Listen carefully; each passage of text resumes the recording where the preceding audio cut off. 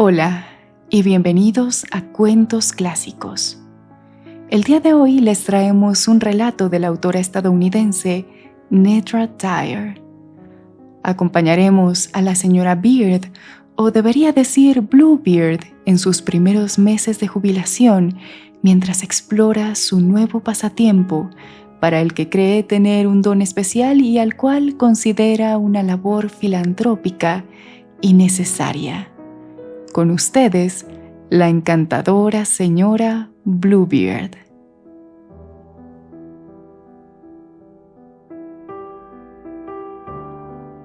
La señora Mary Ann Beard no era de naturaleza reflexiva ni inquisitiva, así que ni se le ocurrió pararse a pensar en cómo se había convertido en asesina. Un talento de tipo discreto y delicado para los asesinatos le fue concedido inesperadamente en la temprana vejez, un don plenamente desarrollado y bastante exitoso. Su destreza parecía indicar que había nacido para matar.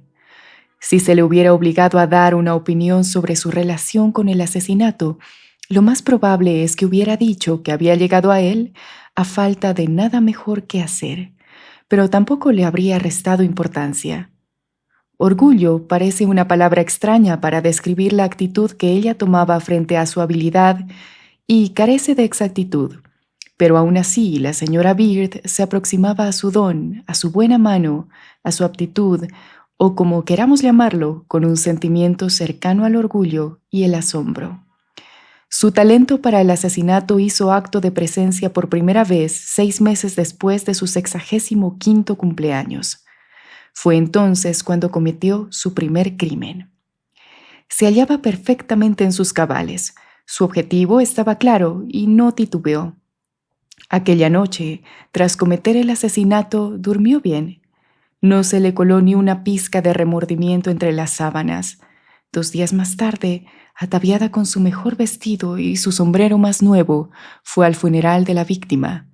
No para regodearse en su éxito, sino por respeto al difunto, a quien había tenido aprecio. Saludó con la cabeza a su mujer, musitó las palabras pertinentes de falsa condolencia y escuchó la misa con reverencia.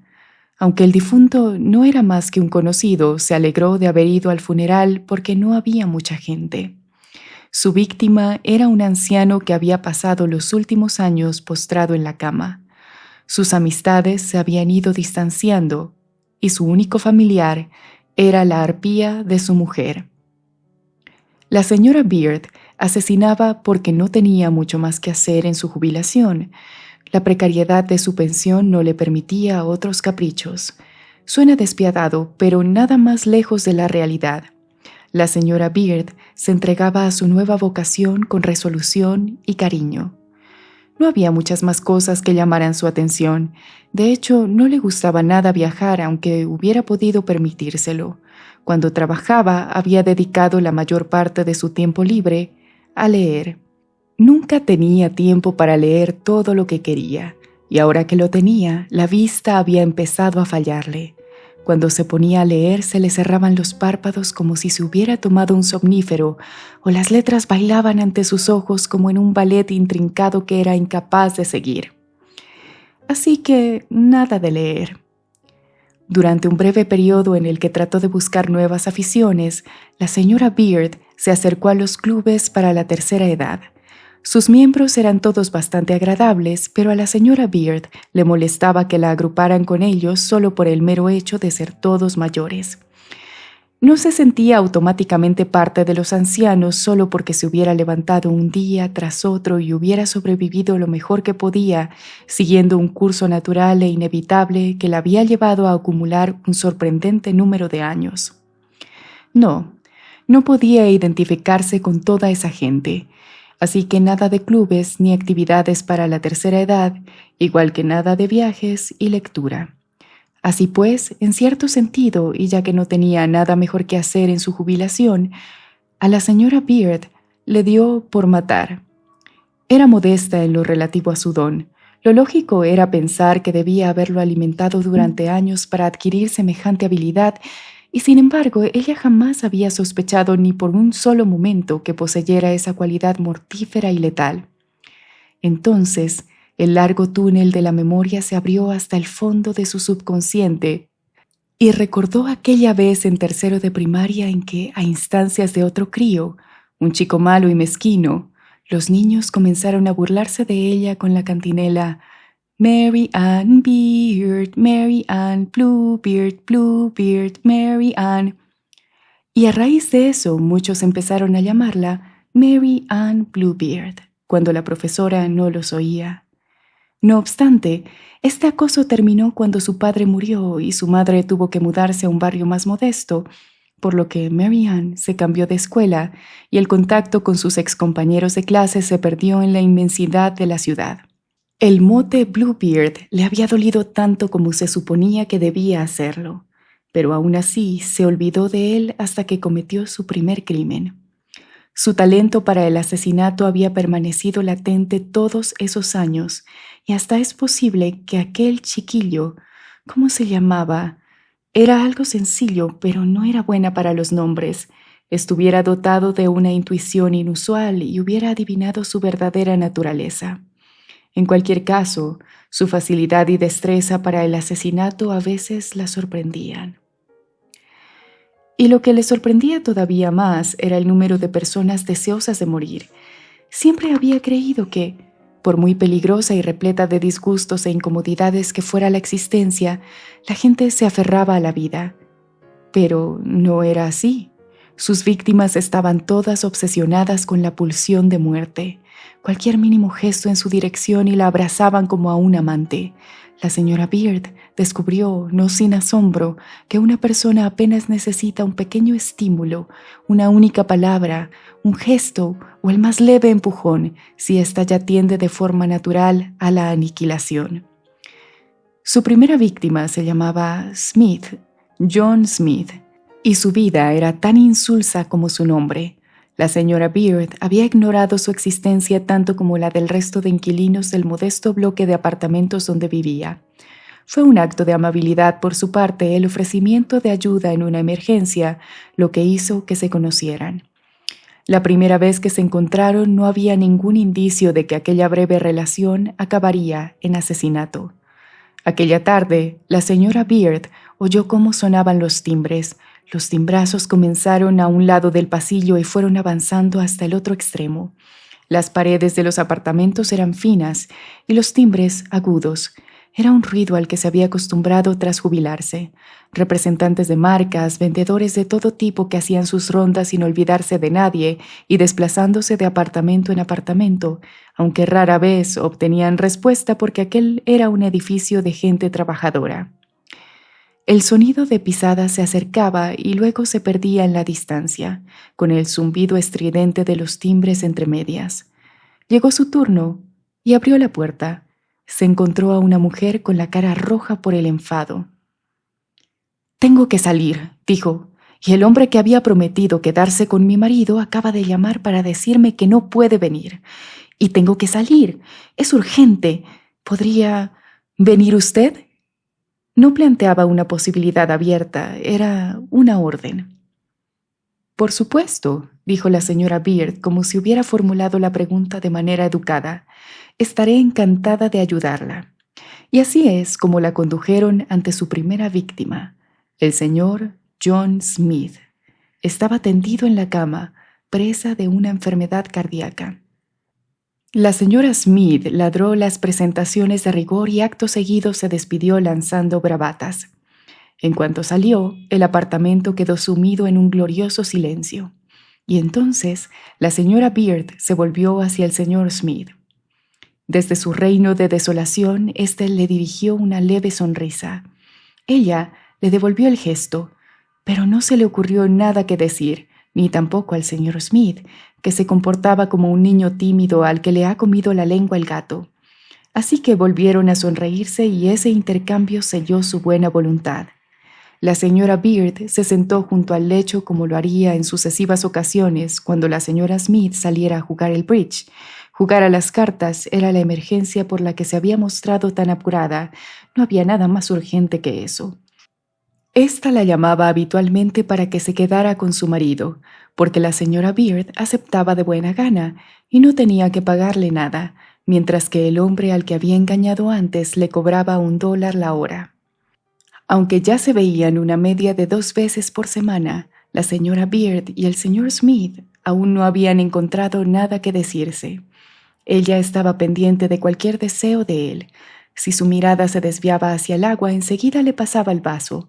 Si contraía un poco la frente de dolor, le ofrecía una pastilla y a veces, solo por mostrar su interés y preocupación, subía o bajaba la persiana, arremetía las sábanas o las cambiaba, y él sonreía en señal de gratitud. No cruzaban palabra. Él había desarrollado una fuerte desconfianza por las palabras y la comunicación hablada. Y no era de extrañar, pensaba la señora Beard, porque hasta en sus breves encuentros con la señora Smith había notado el continuo bombardeo de ésta contra su marido. En un par de ocasiones en las que él había tratado de responder, la señora Smith había distorsionado todas sus palabras. Una simple afirmación sobre que no se preocupara porque se quedara al buen cuidado de la señora Beard podía malinterpretarse como una pulla y ser devuelta con la rapidez y la furia de un dardo envenenado para que se sintiese mal y se revolviera bajo las sábanas. Así, tras el milagro de su partida, la señora Beard y el señor Smith se negaban a profanar el bendito silencio. Sin embargo, con todo, habían empezado a conspirar, y lo que planeaban era la muerte de la señora Smith. Aquellas 2 personas encantadoras se volvieron compinches en un acto de violencia. Jamás se pronunció palabra. Era una planificación tácita. Hubo una tarde en que la señora Beard robó por primera vez en su vida. Robó una rosa para el señor Smith. Volvía del supermercado y ahí estaba la rosa, asomándose por encima de una valla, tentándola. Una espina le pinchó el dedo cuando extendió la mano hacia la planta, pero eso no la detuvo a la hora de arrancar el tallo. Era la rosa más bonita que hubiera visto nunca, y la expresión de gozo del señor Smith cuando se la entregó con gesto tímido le confirmó que él pensaba lo mismo. Aunque la señora Smith estaba ocupada vistiéndose, su corazón de bruja debió de intuir algo, porque se plantó en el umbral de la puerta y vio al señor Smith en el acto de aceptar la rosa. «Vaya, vaya», dijo, «a saber lo que pasa aquí cuando yo no estoy». Su tono era burlón, un escarnio. No podía ocurrir nada en su ausencia y ella lo sabía. La señora Beard, consciente de que se encontraba ante una inquisidora, una sádica y una torturadora, se dijo a sí misma: «El señor Smith debe liberarse de esto ahora mismo. Tengo que matarlo de inmediato». Y el señor Smith la miró con anhelo, como si quisiera responderle: «Sí, tienes que hacerlo, ya no lo soporto más». Los acontecimientos se mostraron favorables enseguida. No hubo necesidad de demorarse ni de titubear. Aquella tarde, el señor Smith sufrió uno de sus ataques y la señora Beard echó mano del medicamento que la señora Smith había dejado preparado por si acaso. La señora Beard le tendió el vaso, y en pleno acceso de dolor, el señor Smith la miró y parpadeó en gesto de rechazo, y ella se llevó el vaso y tiró la medicina por el váter. No le hubiera beneficiado en nada arrepentirse después y tratar de rellenar el vaso, puesto que no sabía de qué frasco provenía la medicina y las estanterías del armarito estaban a rebosar de botellitas. Tampoco sabía el nombre del médico del señor Smith, así que no podía llamarlo. Trató de contactar 2 veces con el hospital de la ciudad, pero comunicaba. Si le hubieran respondido, habría pedido que acudieran los servicios de emergencia, pero quizás habría dado una dirección incorrecta, solo para llamar más tarde y reprenderlos levemente porque la ambulancia no había llegado. Habría sido demasiado tarde, de todos modos. Su segundo asesinato se pareció a probar una nueva receta para ver si sale bien. Sí, fue como leer una receta y decidir seguirla a ratos si los ingredientes están disponibles. Sucedió del siguiente modo.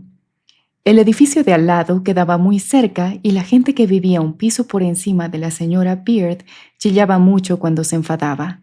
Una chica hermosísima cuyo hermoso rostro se contraía en una mueca digna de una vieja bruja, gritaba: «Pero mamá, ¿es que no te das cuenta de que solo te entran estos ataques cuando he estado con Joe?» La mujer de mediana edad no tardó en responder: Entenderás que para mí no es nada agradable estar sufriendo aquí sola en este piso mugriento un día sí y otro también, y que luego vengas a casa por la tarde y me grites y salgas pitando justo cuando esperaba poder pasar una noche tranquila juntas. Pero mamá, es solo una vez a la semana. Joe ya sabe que tengo que quedarme contigo todas las noches menos una. La semana pasada fue el viernes y hoy solo es martes. ¿Eso es una vez a la semana? Y entonces la señora Beard vio cómo la chica se dirigía al teléfono. La voz que empleó fue el tono frío y amargo que usan las mujeres que han desistido de los hombres o de aquellas de las que han desistido ellos. Durante un largo rato, la chica escuchó la réplica que había provocado y al fin dijo: «Es lo que hay, Joe. No puedo hacer nada». Así que, por segunda vez, el asesinato se presentaba como una tarea fácil para la señora Beard. A la mañana siguiente observó cómo la chica salía del edificio. La señora Beard se topó con ella en la parada del autobús y entabló conversación con una referencia al tiempo. Luego se sentó junto a ella en el bus. El trayecto no era largo, pero la muchacha desconsolada no tardó nada en contarle sus penas a la compasiva oyente. Así sucedió que en lugar de cuidar de un marido, como en el caso del señor Smith, la señora Beard se convirtió en cuidadora de una madre mientras la joven salía con Joe. La mujer, cuyo apellido era Brown, disfrutaba de la compañía de la señora Beard, así como de sus muchas atenciones. A la señora Beard le encantaba mimar a la gente sin reparos. Un masaje, la manicura, champús, un baño de pies aromático, friegas con alcohol, conversaciones agradables que arrullaban a la señora Brown. Las últimas palabras de esta antes de caer dormida siempre eran las mismas. «Si Anne me abandona para casarse con Joe, te juro que me mato». Entonces fue cuando la señora Beard decidió hacerlo por ella. Y sin embargo, no estaba nada segura de cómo consumar este asesinato, aunque sabía que debía llevarse a cabo de inmediato porque Anne le había confesado en voz baja: «Joe me ha pedido que me case con él. Le he dicho que sí. No sé cómo contárselo a mamá. Ayúdame a pensar una manera». La señora Beard le prometió que se exprimiría el cerebro para encontrar el mejor modo de dar la noticia. Al final resultó más sencillo de lo esperado. La noche siguiente, la señora Brown se quejó del frío y le pidió a la señora Beard que le trajera una mañanita. «Acaba de llegar de la tintorería», dijo.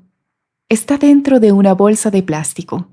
La señora Beard le entregó todo, bolsa incluida. Observó cómo la señora Brown sacaba la prenda, se la ponía y tiraba la bolsa de plástico a los pies de la cama. La señora Beard habló y habló sin parar en su tono más relajante, y al rato se oyeron los sonoros ronquidos de la otra mujer. No había nada, alardeaba siempre la señora Brown, que pudiera despertarla una vez hubiera caído dormida. Fue entonces cuando la señora Beard recordó algo que había leído en los periódicos. Se estaba dando, por desgracia, un número significativo de casos de personas, por lo general bebés o niños pequeños, que se asfixiaban con bolsas de plástico. Costaba creer que fueran tan letales. Era la primera vez que la señora Beard veía una.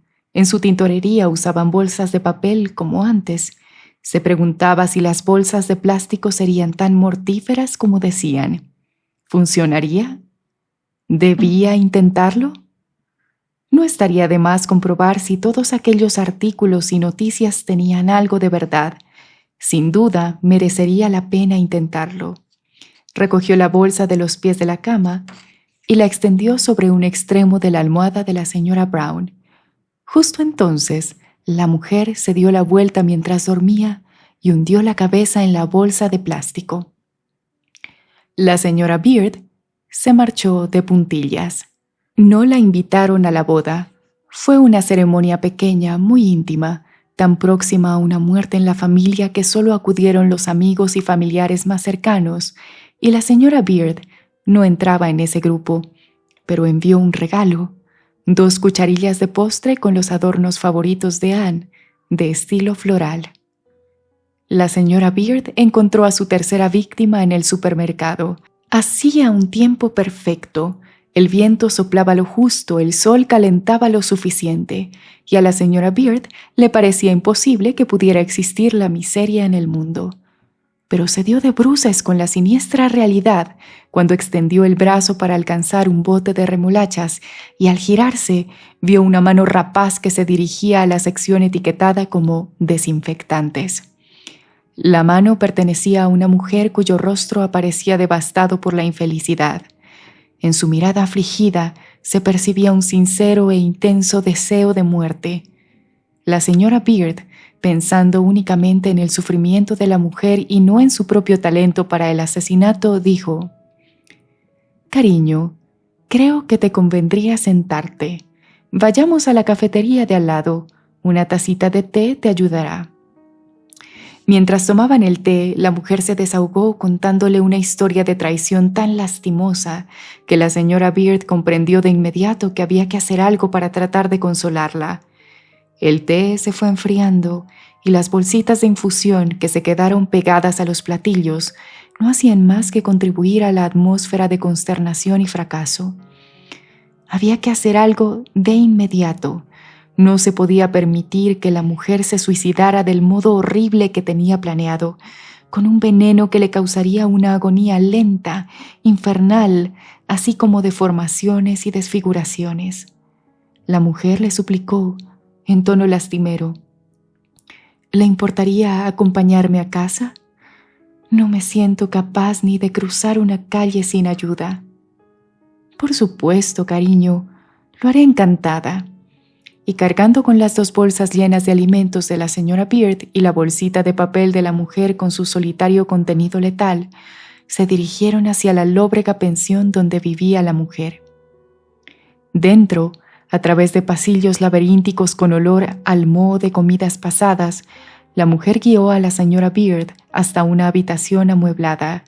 La cama, con la huella del cuerpo de la mujer, la almohada húmeda de sus lágrimas, el fregadero repleto de tazas de café salpicadas de manchas, la precariedad y el aspecto andrajoso de todo el conjunto, el sillón solitario con el relleno saliéndosele por los 4 costados, como el caballo de un picador al que el toro le ha rasgado el vientre a cornadas, y el techo desconchado y descolorido fueron demasiado para la señora Beard.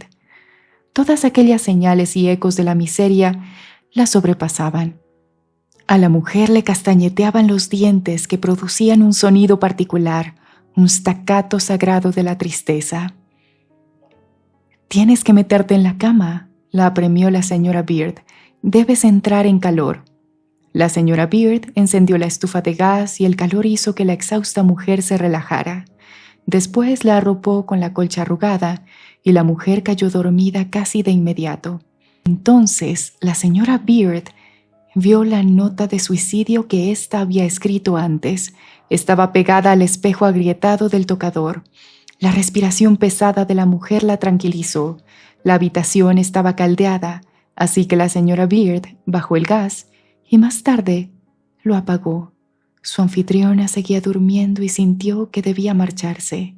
No obstante, tampoco podía permitir que la mujer se despertara en aquella habitación tan deprimente, con el desinfectante recién comprado, tan convenientemente a mano.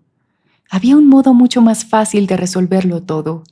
La señora Beard abrió el gas, pero no encendió la llama. Metió toallas en las rendijas de las ventanas.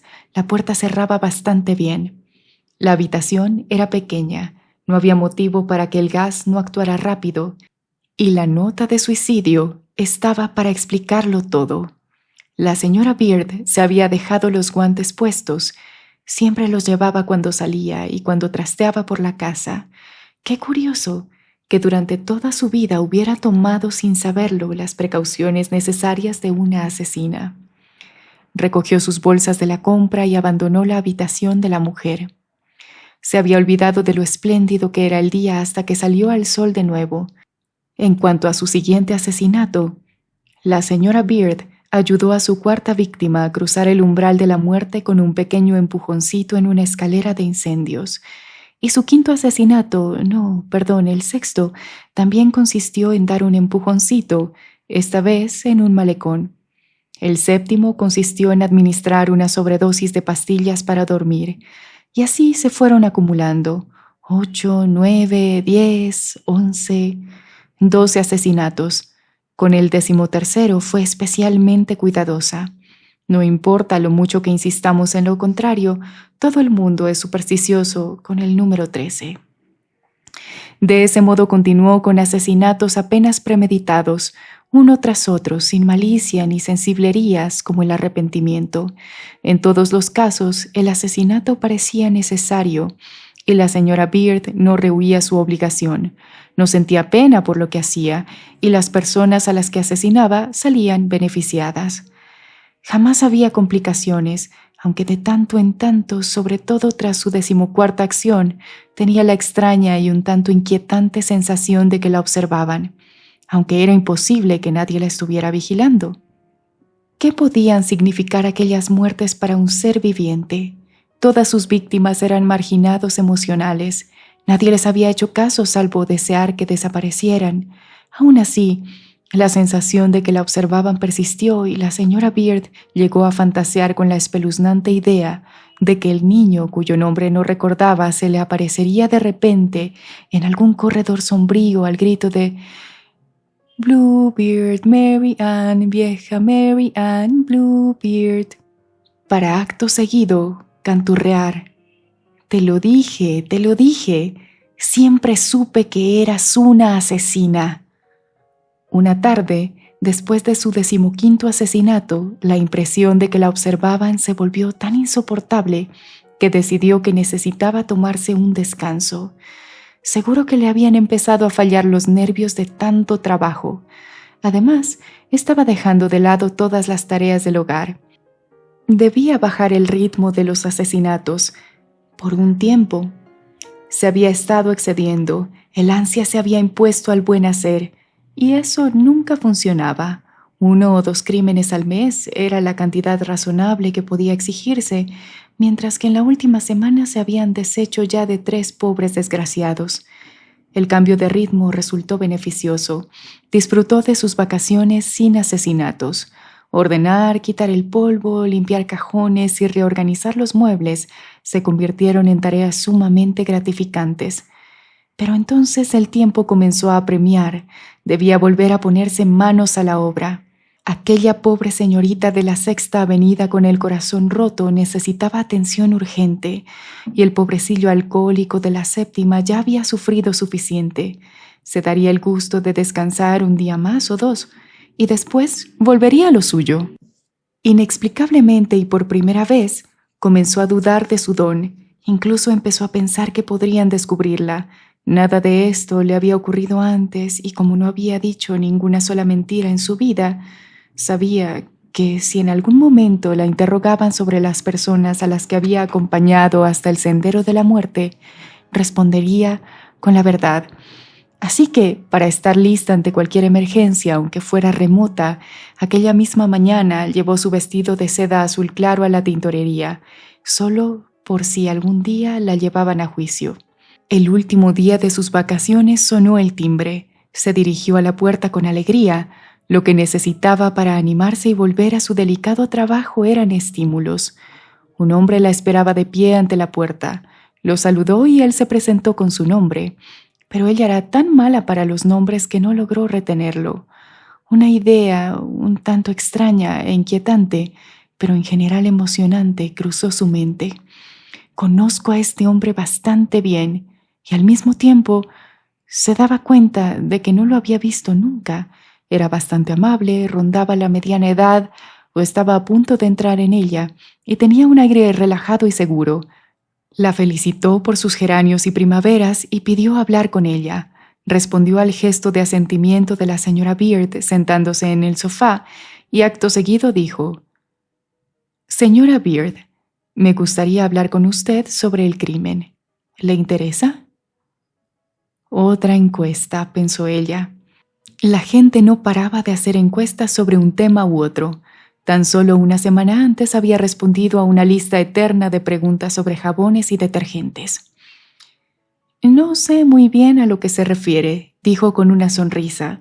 Si quieres saber si me gusta leer sobre crímenes, la verdad es que no. Nunca he sido fan de las novelas de detectives, ni siquiera cuando tenía bien la vista. Tampoco leo las noticias sobre crímenes en los periódicos, a excepción quizá de algún titular. El hombre asintió educadamente con la cabeza para agradecer su respuesta y añadió: me refería a algo más específico que eso. Quería preguntarle si ha notado el enorme incremento de crímenes en esta parte del barrio en un radio de 5 manzanas, para ser exactos. Es extraordinario el incremento de muertes accidentales y supuestos suicidios. ¿Se había dado cuenta? No respondió. Era incapaz de mentir. Iba en contra de sus principios. Respondería al hombre pronto, pero no en ese preciso momento. Así que él se lanzó a llenar el vacío en la conversación como si fuera el anfitrión y ella la invitada que hay que entretener. Bueno, pues a mí sí que me interesa el crimen, dijo. A toda familia, en realidad. Empezó con mi padre, que en paz descanse, fue psicólogo criminal. Poseía lo que algunos expertos llamaron clarividencia para detectar la mente criminal, en especial la de los asesinos. Solo desbarró en una ocasión. Mi padre trató con decenas de asesinos, pero decía que el único asesino en serie que había visto en su vida era alguien que conoció de niño, una chiquilla de su clase en la escuela. Sabía que incluso efectuó discretísimas investigaciones para averiguar qué había sido de ella en su vida adulta, y lo único que la pobre mujer había hecho era labrarse una carrera como taquígrafa. Hasta el día en que murió, hace ya 10 años, estuve tomándole el pelo a mi padre a cuenta de este asunto. Le decía que las teorías del Lombroso o similares eran pura majadería, que nadie podía descubrir a un asesino solo a simple vista. Él insistía en que aquella respetable señora era una asesina en serie, y se fue a la tumba creyéndolo. Y nunca quiso decirme su nombre. Afirmaba que algún día saldría en los titulares de la prensa. Aparte de este único caso, mi padre acertó con todos y cada uno de los asesinos que conoció, así que resulta aún más curioso lo mucho que se equivocaba con esa chiquilla. Fue la única vez que lo pillamos en fuera de juego. Como ve, señora Beard. Por un momento ella dejó de prestarle atención. Ya se acordaba de cómo se llamaba el niño. Ya sabía por qué el hombre que tenía enfrente le resultaba tan familiar. Durante meses había tratado de recordar un nombre y en aquel instante lo supo con tanta claridad como si fuera el suyo propio. El niño se llamaba Bobby Williams, y este hombre, su hijo, se había presentado como el inspector Williams. Sí, ese era el nombre que le había dicho al entrar en el apartamento. Reconectó con la conversación. Señora Beard, en el departamento de policía no nos sirven las intuiciones. Mi padre no nos hubiera sido de gran ayuda a la hora de sacar conclusiones. Necesitamos pruebas, así que cuando se da un marcado aumento de suicidios y muertes accidentales, debemos investigar por qué.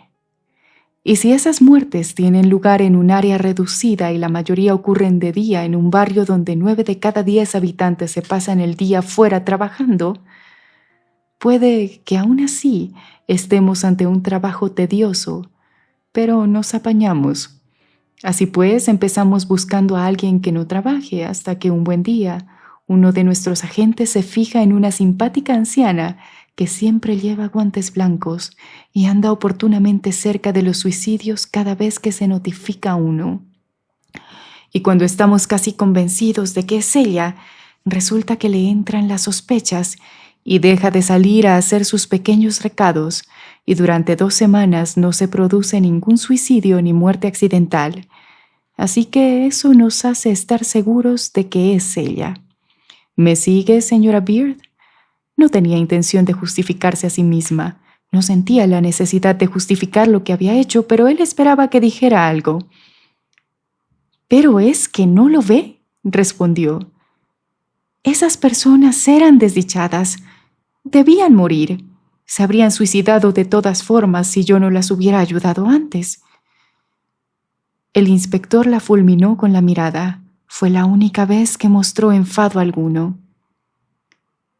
Señora Beard, la gente tiene derecho a ser infeliz. Estaba tan furioso que se repitió.